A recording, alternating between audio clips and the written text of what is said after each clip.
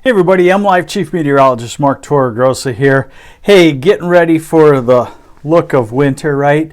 And trying to answer the question, does warm Great Lakes water, especially Lake Michigan and Lake Superior, mean heavy lake effect snow here in Michigan?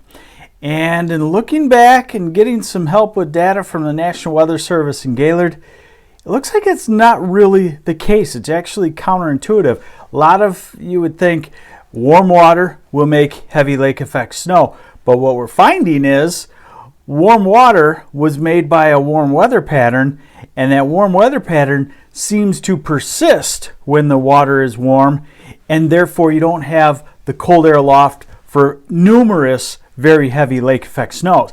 Doesn't mean you don't have lake effect snow. It just means that you tend to run on the warmer side of normal, and that kind of keeps the lake effect less than normal.